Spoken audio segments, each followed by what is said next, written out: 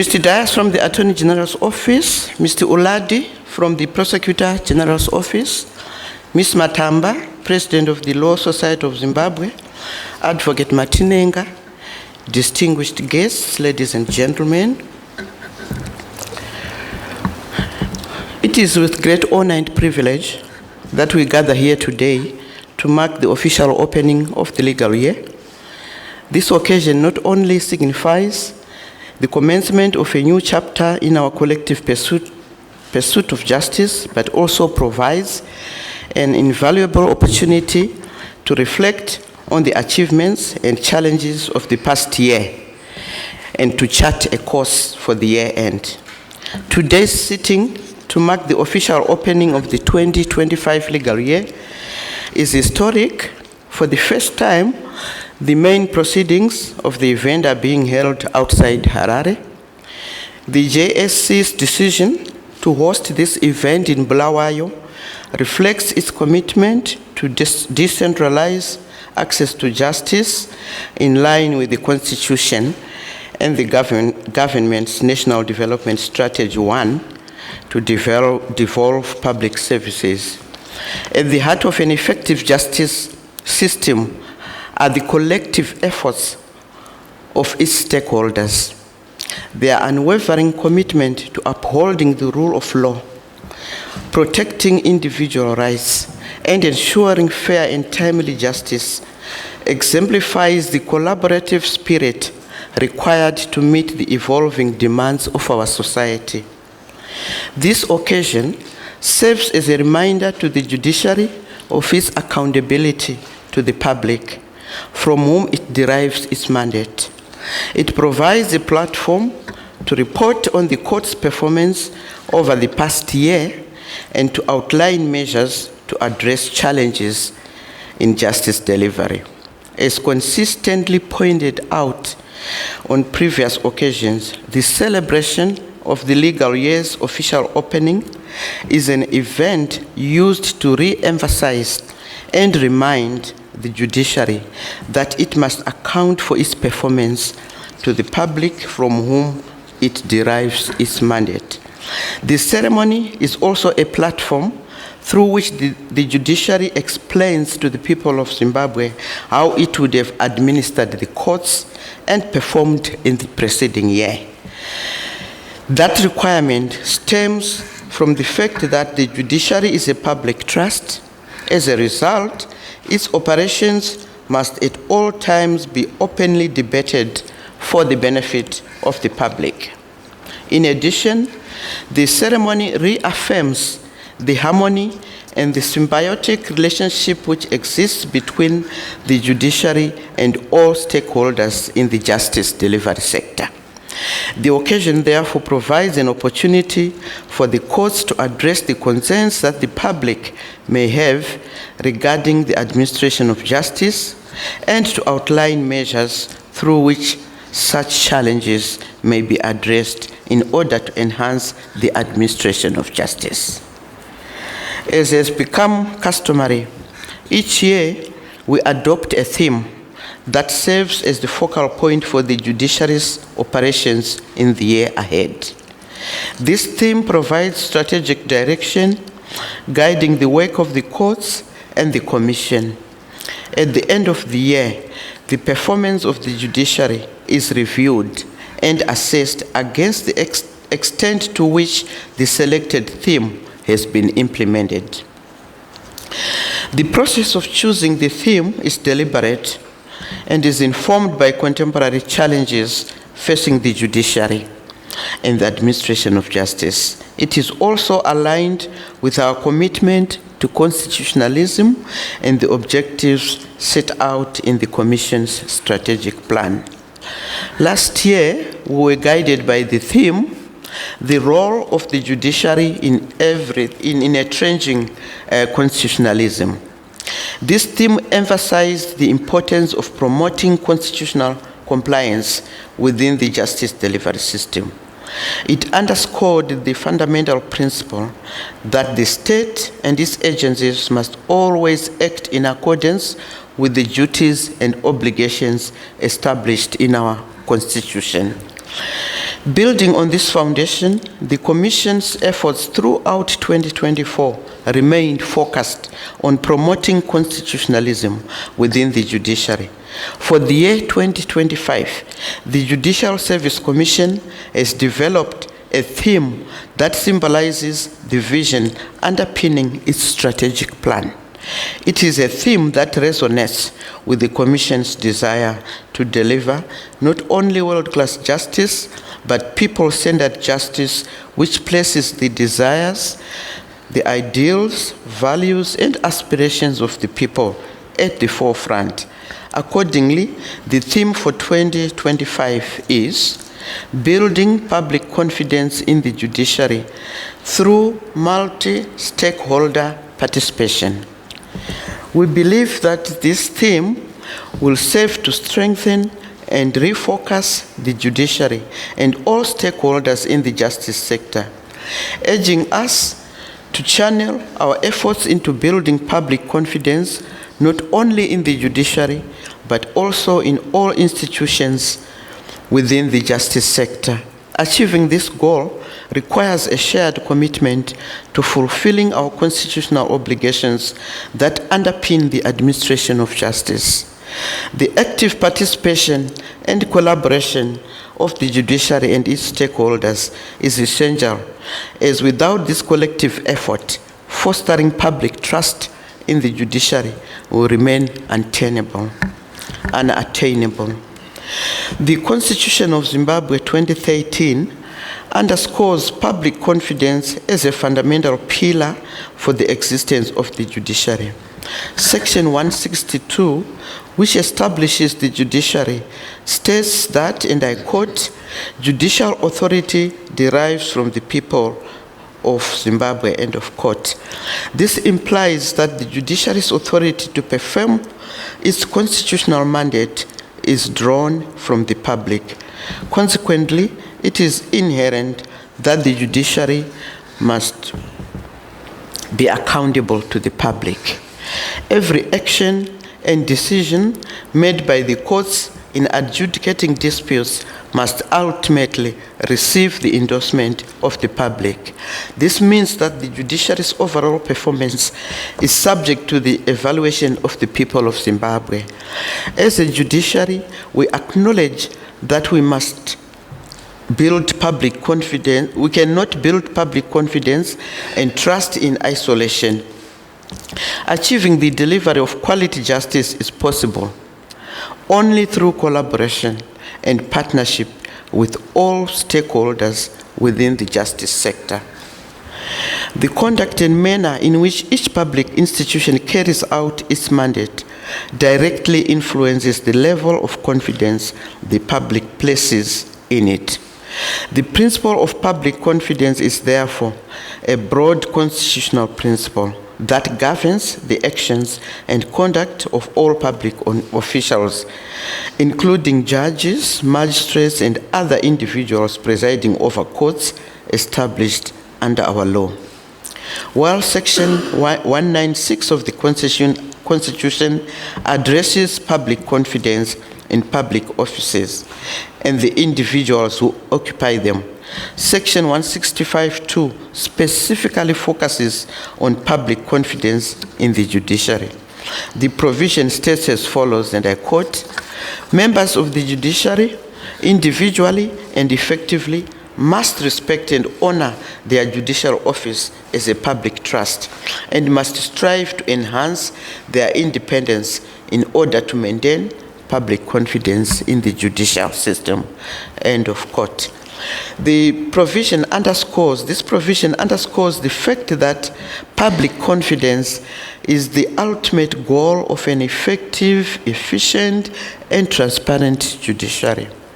Broadly speaking, public confidence in the judiciary is reflected in the public's belief in the efficiency, fairness, and impartiality of the courts, in adherence to the rule of law, and in the protection of human rights and freedoms.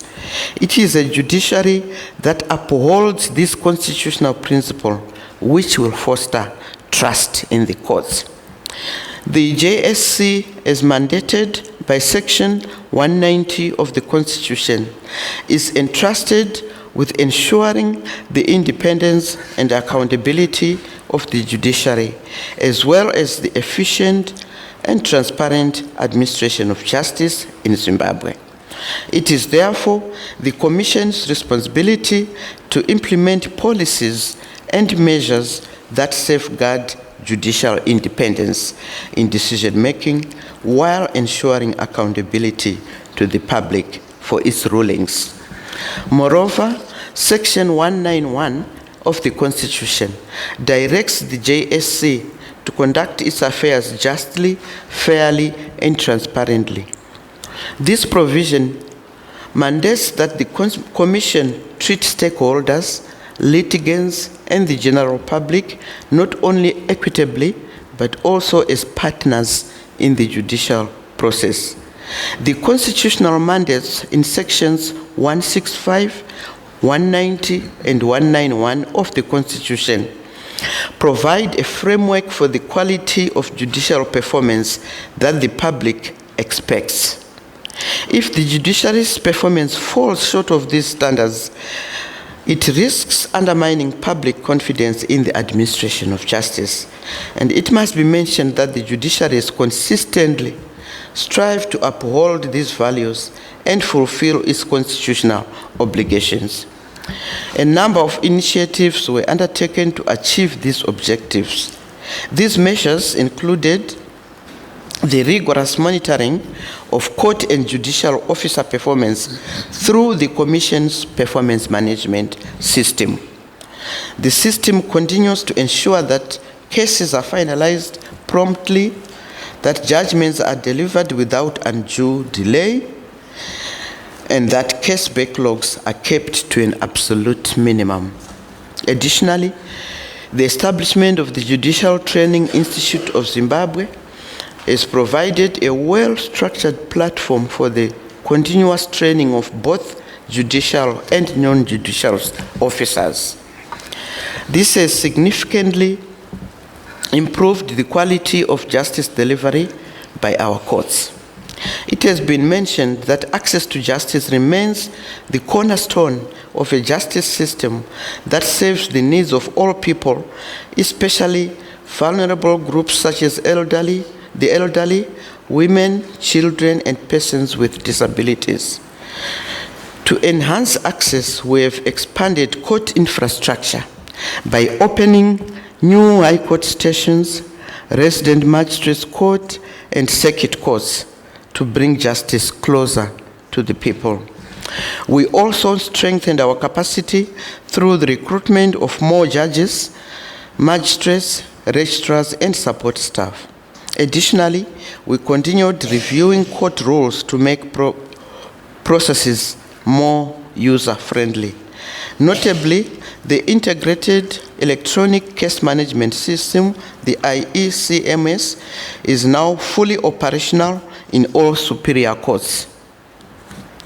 It transformed court operations and stands as a key milestone in improving access to justice. And while the journey is not yet complete, the progress made and the successes achieved thus far are a source of pride to the Chief Justice, to the Commission, and to the entire judiciary. Distinguished guests, ladies and gentlemen, accountability within the judicial system is paramount. While it is impossible to entirely prevent misconduct, given human fallibility, what matters is having a system that swiftly addresses such occurrences.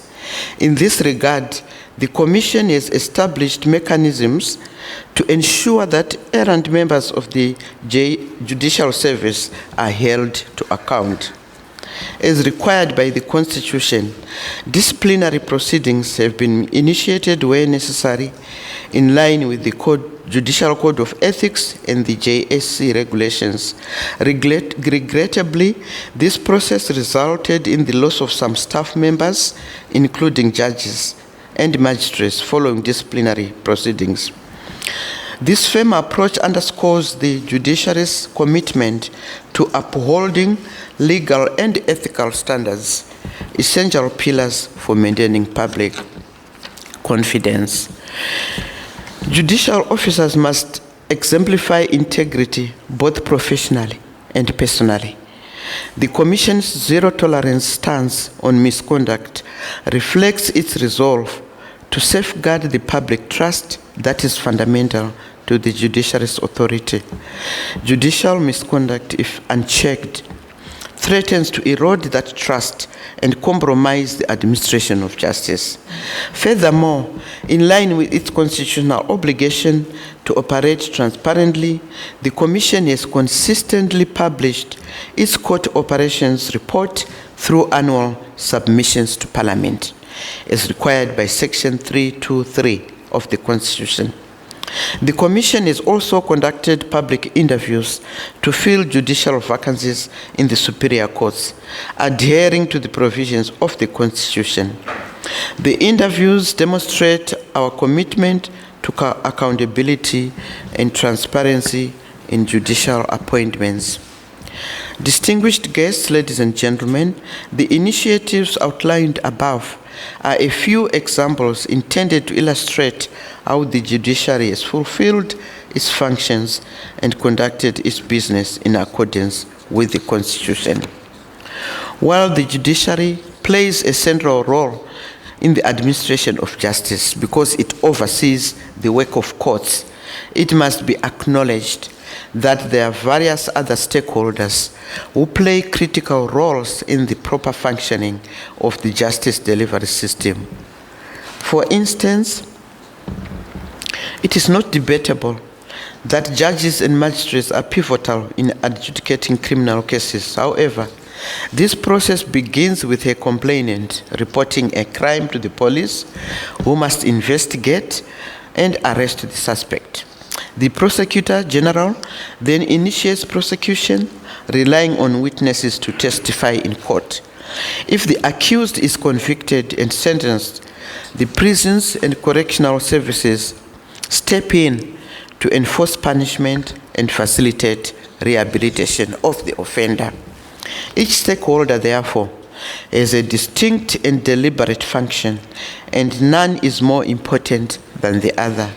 Their roles are complementary, and their cooperation is essential for an effective and efficient justice delivery system. Any breakdown in this chain, be it a failure by the police to arrest a suspect, the absence of witnesses, or a lapse in the prosecution, can derail the process and erode public confidence in the judiciary. For that reason, collaboration among stakeholders is not optional, but indispensable for maintaining trust in the justice system. Similarly, the role played by legal practitioners in our courts cannot be overstated. The role played by legal practitioners cannot be contrary to public perceptions. Legal practitioners are not merely agents for their clients. As officers of the court, their primary duty is to ensure the fair and efficient administration of justice. I will elaborate on this later on in the presentation. I must also acknowledge the vital roles played by law-based civic organizations and the media. They help bridge the gap between the judiciary and the public, ensuring transparency and fostering trust by disseminating information about court proceedings. The lawmaking function is largely the preserve of Parliament. The roles played by all stakeholders mentioned above are derived from the law. The judiciary would not be relevant if laws that regulate human relations and the Bill of Rights, which is meant to protect the fundamental rights of the citizenry, were not in place. It is the law that regulates all stakeholders and brings them together. A properly functioning judiciary also requires support and collaboration with the executive, especially funding from the Treasury to ensure that all its justice delivery programs come to fruition. These comments are made to highlight that it is not possible to have a justice delivery system that is managed by the judiciary alone, to the exclusion of other stakeholders referred to. A well-functioning justice system requires everyone to play their respective roles. A failure by one stakeholder, whether it be the police, the prosecutors, judiciary, or correctional services, results in a breakdown of the entire system. That is why we have chosen a stakeholder-centered theme for the 2025 legal year. Public confidence in the judiciary can only be maintained if all players work together to create a seamless and efficient justice system. It is pleasing to report that various platforms to foster collaboration have already been established. The National Council on Administration of the Criminal Justice System, chaired by the Judge President and supported by key players such as the Prosecutor General, serves as an important platform for coordination. Comprising various players in the criminal justice system, its mandate includes coordinating and enhancing the efficiency of the system for public benefit. While its impact is yet to be fully realized, the Council is expected to expedite criminal trials in both the magistrate courts and the High Court. And additionally, the resuscitation of fast-track courts at provincial centers is crucial to reducing the backlog of remand cases, particularly addressing the prolonged delays in murder trials. Stakeholders must work together to find solutions, as blaming one another only benefits criminals and not the public. Likewise, the National Community Service and the pre-trial diversion committees, critical to the functioning of the justice system, must be revitalized. The provision of legal aid is another key area where a multi-sector approach is urgently needed. The Constitution guarantees access to legal representation for those unable to afford it, yet the Legal Aid Directorate has not been able to fully meet its mandate. While the Law Society of Zimbabwe and the JSC have been filling the gap with pro bono services, the Legal Aid Directorate must be empowered to carry out its full responsibilities. Distinguished guests, ladies and gentlemen, it is important to acknowledge the crucial role played by UNICEF in the victim-friendly court system. Through our partnership, UNICEF has significantly contributed to the training of judicial officers, police, and prosecutors, while also providing vital equipment and supporting witnesses. This collaboration has been one of the judiciary's greatest success stories, with the system now operating at national, provincial, and district levels. Public confidence in the victim-friendly system is stronger than ever, and we are grateful for UNICEF's continued support and involvement. We also wish to extend the judiciary's gratitude to all stakeholders in the justice delivery system, including members of the public, for their unwavering support during the rollout of the IECMS in the superior courts. As expected, with a project of such national significance, challenges arose, but through cooperation and resilience, we overcame them. Over time, public confidence in the IECMS has grown, and more litigants now rely on the system. Stakeholders are therefore encouraged to maintain this positive momentum as we expand the IECMS to the busiest courts, that is, the magistrate courts. The introduction of the system in the magistrate courts marks the fourth and final phase of its implementation. The JSC has resolved that the process will commence in January 2025. Given the size of the Magistrates Department, a phased approach will be adopted, starting with Mashonaland Central and Matabeleland North provinces. Notably, in certain areas of court operations, magistrate courts are already integrated into the IECMS.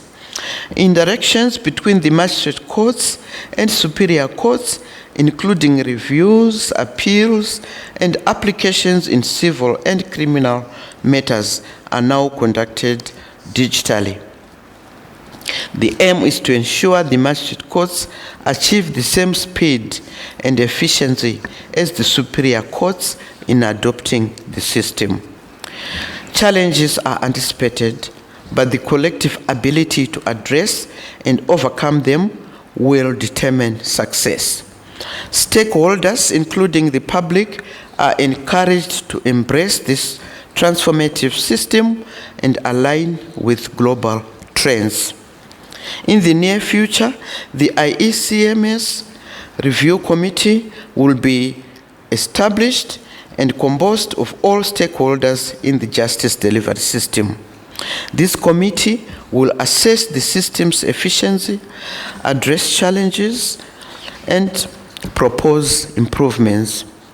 I encourage all stakeholders to continue their positive engagement, ensuring the continued success of these initiatives. Before concluding on the theme chosen for the current year, I also wish to advert to a very important player in the justice delivery sector, which is the institution of traditional chiefs. Chiefs resolve many community disputes through the customary courts, applying alternative dispute resolution mechanisms. Section 162 and 163 of the Constitution affirm that chiefs are part of the judiciary and are bound by the same ethical and other standards as other courts. The JSC will continue to support traditional courts to ensure fairness, efficiency, and adherence to constitutional principles. No court, customary or otherwise, can function effectively without adequate resources and respect for fundamental rights. In line with this year's theme, priority will be given to the performance of customary courts. The Secretary of the JSC has been directed to engage with the Chiefs Council to enhance training and provide additional resource support. Beyond customary courts, ADR mechanisms are set to play a larger role in our justice system. The Judiciary is establishing a court-annexed ADR system for both criminal and civil cases. Under this model, experts will assist in mediation and conciliation. The use of ADR is now considered as one of the best practices globally and has been adopted successfully in many jurisdictions. We certainly cannot afford to be left behind. The Honorable Chief Justice has set up a committee led by a judge of the High Court to steer the establishment of the alternative dispute resolution system in our jurisdiction. Distinguished guests, ladies and gentlemen, the adoption of a stakeholder participation theme to secure public confidence for the 2025 legal year serves as a timely reminder that the authority to administer justice is entrusted to us by the people. They expect a justice system that is efficient, prompt, effective, and fair, an outcome achievable through collaborative efforts to build a well-functioning justice framework. This will happen if we collaborate our respective efforts to create a well-oiled justice machinery. However, such collaboration must not compromise the independence of stakeholders as clearly defined by the law. Rather, it should enhance efficiency and inspire public trust. ensuring that every individual engaging with the courts experiences a system committed to fairness and integrity. By collaborating, we will build a justice system that is efficient, effective, and trusted by the public. I will now briefly address the Judicial Service Commission's activities during 2024. Reflecting on the past year, it is important to first acknowledge the loss of the Honorable Mrs. Justice Miss Moya Machanga, a respected judge of the Bulawayo Labour Court. Her leadership and dedication to the Labour Court in the southern region were exemplary, and her legacy will continue to inspire us. May her soul rest in peace. I will request that we observe a moment of silence in her honor before today's session adjourns. The past year has been one of the busiest and most successful for the JSC. We have undertaken numerous activities and made significant progress in addressing the needs of the public and our members.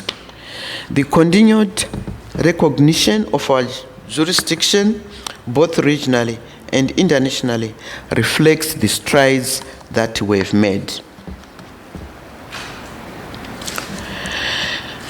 Appointment of the Deputy Judge President of the High Court, Judges of the High Court, and Judge of the Administrative Court. This is what I will address now. During the past year, the JSC made significant strides in strengthening the bench. Notably, the Honorable Mr. Justice Garainesu Mawadze was appointed as the first ever Deputy Judge President of the High Court, following amendments to the High Court Act. As the High Court continues its decentralization with the establishment of provincial stations, the Deputy Judge President will assist the Judge President in overseeing the court's operations. In addition, the Commission facilitated the appointment of 10 new High Court judges and 1 administrative court judge to replace those who retired, resigned, passed away, or were discharged. The Deputy Judge President and the new judges were sworn in on 17 June 2024 at the Constitutional Court. I once again extend my congratulations to them on their appointments. In addition to appointing new judges, the JSC took the opportunity to honor the dedication of its long-serving members through the Long Service Awards.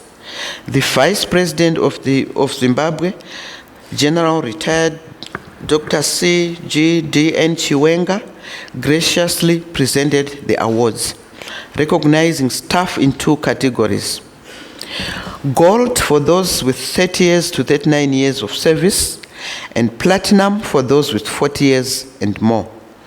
This recognition is part of the Commission's ongoing human capital development efforts and is aimed at investing in our staff and building a strong and effective judiciary. Judges, magistrates, administrators, and staff members who have demonstrated exceptional commitment to justice delivery were celebrated for their long-standing loyalty and service. Turning now to regional and international integration, Zimbabwe's judiciary continues to set a standard of excellence with transformative changes in court operations, drawing regional interest. In 2024, delegations from Mozambique, Zambia, Malawi, and Namibia visited to learn from our success in launching the IECMS in superior courts, as well as to exchange ideas on judicial administration and ICT use in the courts. Following these visits, Zimbabwe and Namibia signed a memorandum of understanding between the 2 judiciaries to guide future judicial cooperation in various areas of practice and administration. And in addition to these exchanges, Zimbabwe hosted 2 major international conferences in 2024. The 3rd annual meeting of the Africa Electoral Justice Network took part in Victoria Falls in January 2024, culminating in the adoption of the statute governing the electoral network. Later in the year, the 7th Congress of the Conference of Constitutional Jurisdictions of Africa, CJCA, brought together over 200 delegates from 43 countries and 10 organizations, marking the largest gathering of African judiciaries. Zimbabwe was honored to host this prestigious event, and at the Congress, the Honorable Chief Justice assumed the presidency of the CJCA and succeeding Morocco. Turning now to the acquisition of motor vehicles, buses, and lorries. During the review period, the JSC made notable improvements in its transport infrastructure. All judges received replacements for their all-terrain vehicles, while newly appointed judges were issued their official vehicles. For the first time, official vehicles were provided to magistrates in provincial and senior grades, with allocations based on seniority, greatly enhancing their conditions of service. The JSC also procured a range of vehicles, including double and single cab vehicles and 8-ton trucks for various departments such as registry, sheriff's office, magistracy, and secretariat, facilitating critical operational tasks, particularly for circuit courts. In its ongoing efforts to address transport challenges, the JSC also expanded its bus fleet. By the end of 2024, 15 buses had been deployed across the provinces, with distribution based on geographical size and staff numbers. This initiative is aimed at improving staff transport and coverage across all stations. I will now address the splitting of Harare provinces into 2. A significant decision by the JSC in 2024 was the split of Harare province into 2 administrative provinces, a move that was driven by the growing workload in the region.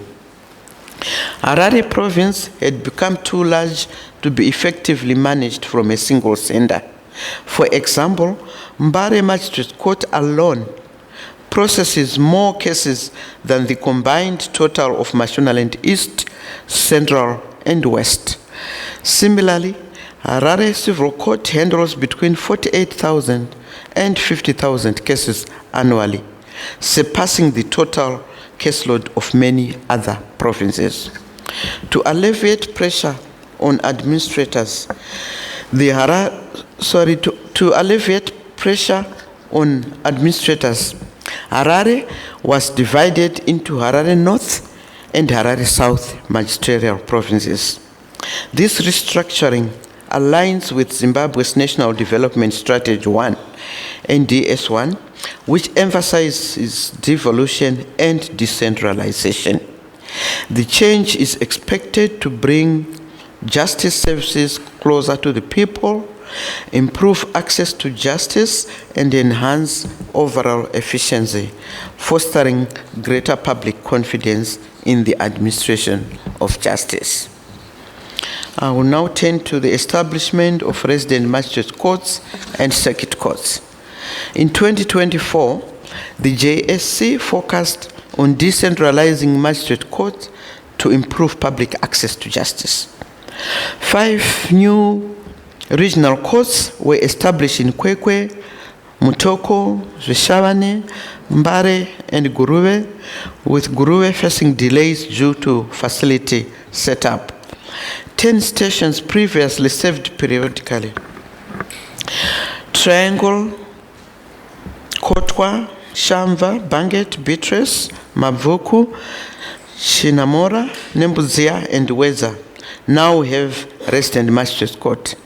Some are operational, with others set to open in the first term of the legal year. Mavuku Court in Harare North is under construction. In Matabeleland South, a new resident court was designated for Brunapek, and land has been secured for its construction. Additionally, circuit courts were set up at Kashoro Valley, Mausekwa, Losulu, and Seaboa. In total, the JSC established 5 regional courts, 10 resident magistrate courts, and 4 circuit courts in 2024. Furthermore, 2 new courthouses were commissioned to enhance access to justice. Addressing now the issue of Chirezi Magistrate Court. The new court complex at Chirezi Court was completed and officially commissioned on 20 September 2024. The complex was constructed to replace the dilapidated prefabricated courthouse. Triangle Magistrate Court was also opened on 20 September 2024. The court serves the expanding population in Triangle and Hippo Valley estates. Residents no longer have to travel to Chirezi or to Masvingo for their legal matters to be resolved. The court is equipped with a technical specifications to support the IECMS system. This will facilitate efficient case management and dispute resolution. Renovations at Chegutu Magistrate Court, which saw the construction of an additional courtroom and 3 new offices for members of staff, were completed. The entire courthouse was repainted to give it a facelift. In the coming months, the JSC anticipates considerable progress to be attained on the following construction projects: the Judicial of Zimbabwe Training Center, Gwanda Court Complex, Mutawatawa Magistrate Court, Mbare Magistrate Court, Caudry Park Magistrate Court, and Kwekwe Magistrate Court. I will turn now to address the issue of the statistical performance of the courts in 2024. A detailed account of the performance of the courts during the period under review is now provided. The account involves statistics which I am not going to be reading out, but they are there in the report. Starting with the superior courts, the Constitutional Court at the beginning of the year had 27 cases. By the end of the year, taking into account the new cases that were filed during the course of the year, by the end of the year they had 23 cases. So the clearance rate, given all these statistics for the Constitutional Court, was 75%. The Supreme Court, which started with 291 cases and ended with 221 cases, had an 81% clearance rate. The High Court, which had 588 cases at the beginning of the year and 815 at the end of the year, many cases having been filed during the year, had a 98% clearance rate. The Labour Court had 598 cases at the beginning of the year, and by the end of the year, they had 393 cases. The clearance rate there is 84%. The Administrative Court, which had 12 cases at the beginning of the year and 13 at the end of the year, had a clearance rate of 76%. So the grand total, insofar as all superior courts are concerned, was a clearance rate of 96%. The performance of all superior courts has therefore been commendable, demonstrating the dedication and commitment of the judges. However, at a similar occasion in 2024, concerns were raised regarding the Labour Court's performance, which had fallen below expectations. A commitment was made to engage with the judges to address the challenges impeding optimal performance. and to improve the court's operations. Recent statistics now reveal a significant and commendable improvement in the work of the Labour Court. The judges are to be congratulated for their positive response to the call for enhanced efficiency, with the expectation that this progress will be sustained in the future. It is important to note that the Bulawayo High Court station has also faced the challenges related to poor performance in previous years. In response to this, several interventions were implemented, including a change in leadership at the station. It is heartening to observe a complete turnaround in the performance of the Bulawayo High Court, which serves as a vindication of the decisions made regarding that station. Looking now at the magistrate courts, starting with the regional courts, the consolidated total number of criminal cases received during the period under review in this division, that is the regional criminal courts. So the consolidated total number of cases received was 6,373, while 500 cases were reintroduced, which is significantly less when compared to the year 2023, which received a total of 8,877 cases.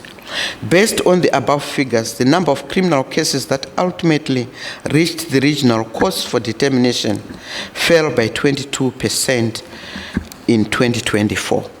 Equally so, the regional division of the magistrate court implemented a total of 7,284 criminal cases during the period under review, which is relatively less than the year 2023, in which 10,953 cases were finalized.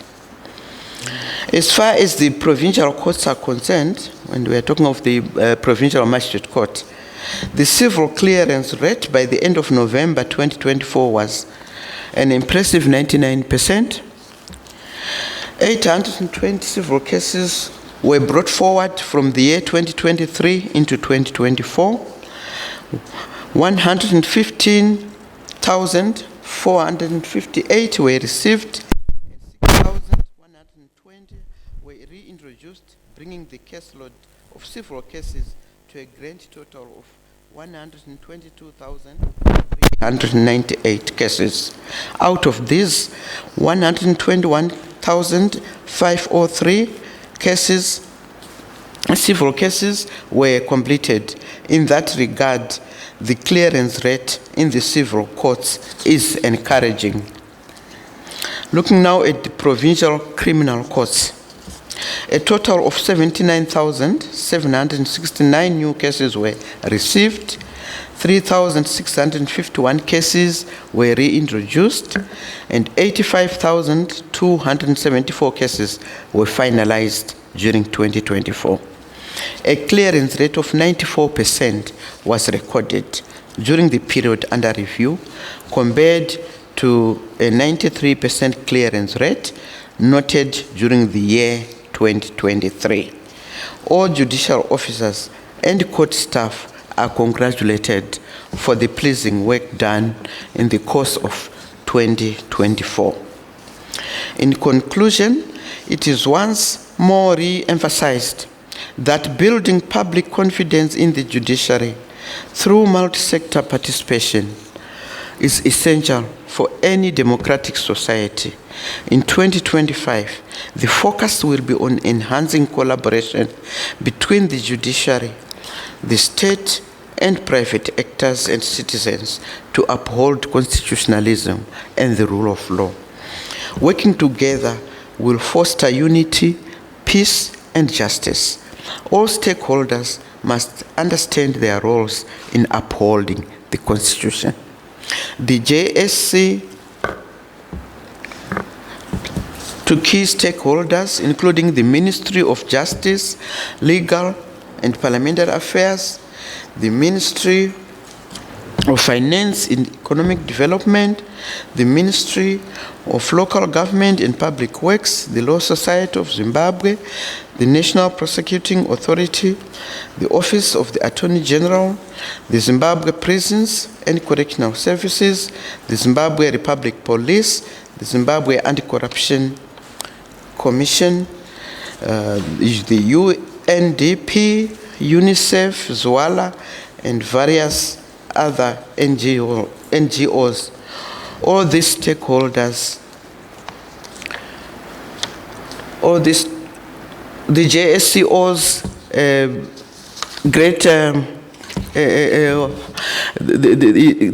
JSC is greatly indebted to the collaboration that is between it and all these stakeholders.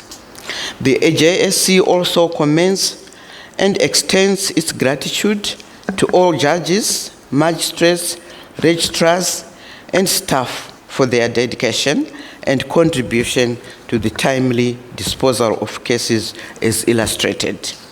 The JSC Secretariat is equally commended for its logistical support, without which the courts would struggle to function. Finally, a celebratory message for Justice David Mangota, who retired as a judge of the High Court on 31 December 2024, after having served in the justice sector for a solid 44 years, from 5 January 1980. He started his career on the bench as a magisterial assistant. He rose through the ranks of magistracy up to the time he was appointed the Chief Magistrate of Zimbabwe in 1998. He also served as the Permanent Secretary for the Ministry of Justice, Legal and Parliamentary Affairs from 2001 until he was appointed a judge of the High Court in 2012. At the time of his retirement, he was serving as the Senior Judge of the High Court, Bulawayo Division. On behalf of the JSC, the Judiciary, and on my own behalf, I wish to commend Justice David Mangota for serving the bench with discipline and diligence for many years before his retirement. We wish him well. With these remarks, the congregation is invited to stand and observe a moment of silence for the Honorable Mrs. Justice Moya Machaga. After that, we will have a word of prayer from Reverend Colonel Mambo. And after the prayer, this special sitting will adjourn. May we stand.